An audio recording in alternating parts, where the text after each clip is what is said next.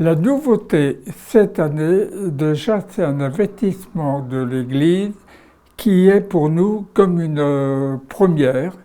Alors c'est un mot immense, mais c'est une première mondiale. Je pense que l'idée sera reprise, mais c'est une première. Ce qui est vraiment la nouveauté par rapport à une église, c'est que les oiseaux sont pratiquement sous la voûte et il y a de très grandes fresques sur les deux côtés. Alors effectivement, c'est un ode à la création, mais c'est de toute beauté. On avait vu le projet, les maquettes sur un écran d'ordinateur, c'est une chose, on était séduit, mais au pied de la réalité, il y a une telle différence que pour le peintre, c'est un émerveillement total. Alors c'est vrai que certains des oiseaux, sur mes tableaux, pouvaient faire, on va dire, 10-15 centimètres. Et là, les voir, enfin je pense qu'il y en a pratiquement une cinquantaine. Il y a un côté somptueux. Alors évidemment, ils sont assez rigides, mais la couleur est là, la forme est là, et c'est de toute beauté. Alors effectivement, les édifices religieux, j'ai un thème de peinture qui peut convenir.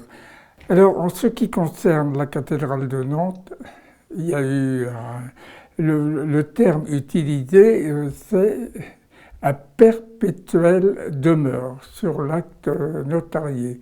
Ça veut dire que tant que la cathédrale sera debout, mon tableau est scellé et sera présent. Alors ici, bon, effectivement, c'est de toute beauté, mais c'est temporaire. Il est clair qu'au bout de 3 mois, l'Église va retrouver son aspect normal.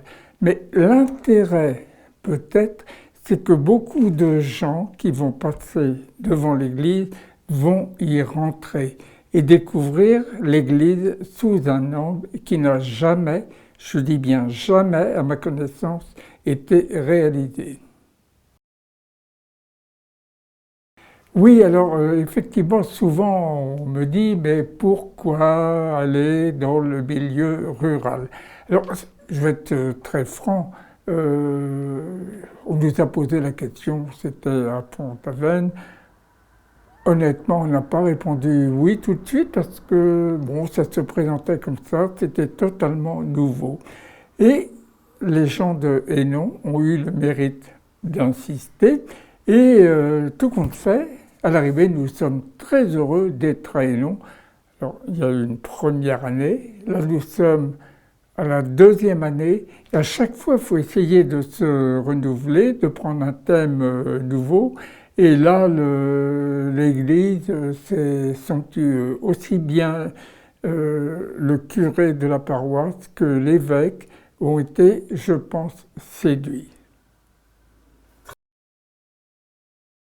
Je suis croyant, ça ne me pose aucun problème moral d'exposer ou de collaborer avec une église. Le premier exemple, c'est quand même la Nativité qui se trouve à la cathédrale de Nantes. Les sons et lumières qui se font sur la façade de cette même cathédrale, c'est quand même un signe.